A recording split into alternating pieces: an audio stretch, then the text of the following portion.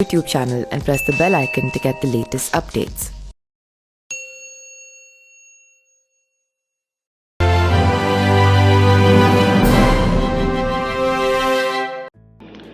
नमस्कार, मेरा नाम पिंटू सिंह यादव है और आप देखना शुरू कर चुके हैं न्यूज लाइव। दोस्तों, प्रदेश भाजपा अभी डबल इंजन की सरकार को रफ्तार भी नहीं दे पा रही है कि राज्यसभा चुनाव में उलझ गई है। यह उलझन भी ऐसी है कि इसकी आंच लोकसभा चुनाव तक पहुंच गई है। मुश्किल है कि गठबंधन दल के साथी के बीच तालमेल स्थापित करने के लिए लोकसभा के सीटों के साथ राज्यसभा की 2 सीटों को भी शामिल कर दिया गया है। राज्यसभा सीट पर होने वाले चुनाव का ऐलान हो चुका है।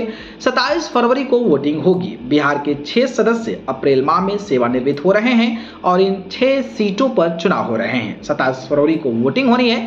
फिलहाल जदयू और राजद के पास 2-2 और कांग्रेस और भाजपा के पास 1-1 राज्यसभा की सीट है। इनमें कांग्रेस से अखिलेश प्रसाद सिंह, जदयू से राष्ट्रीय उपाध्यक्ष वशिष्ठ नारायण सिंह और अनिल हेगड़े, भाजपा के सुशील कुमार मोदी, राजद से मनोज झा और अशफाक करीब का कार्यकाल जो है वो समाप्त हो रहा है। आप समझते हैं कि फॉर्मूला क्या हो सकता है। विधायकों की संख्या बल के हिसाब से इस बार भाजपा के हिस्से में 2 और जदयू के खाते में 1 सीट आएगी।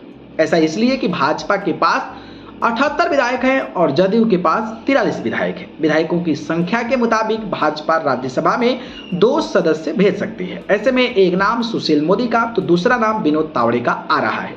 पर सूत्र यह भी बता रहे हैं कि एनडीए गठबंधन में लोकसभा सीट एडजस्टमेंट को राज्यसभा सीट से भी जोड़ दिया गया है। ऐसे में 2 लोगों का नाम और भी सामने आने लगा है और वो 2 नाम जो है वो चौंकाने वाला है। इसमें एक नाम हाजीपुर से सांसद और चिराग पासवान के चाचा पशुपति पारस का नाम है, तो वहीं हिंदुस्तानी अवामी मोर्चा के दूसरा नाम जीतन मांझी का आ रहा है। चाचा भतीजा को लेकर हाजीपुर सीट की लड़ाई का एक अंत भी हो सकता है कि पशुपति पारस को राज्यसभा का टिकट दे दिया जाए। दूसरा रणनीति यह भी है कि हिंदुस्तानी अवामी मोर्चा को लोकसभा चुनाव में कोई सीट न देकर जीतन मांझी को राज्यसभा भेजा जाए या फिर राज्यपाल बना दिया जाए। ऐसे में भाजपा किसी एक को ही राज्यसभा भेज पाएगी, पर यह सब केंद्रीय स्तर पर तय होना है।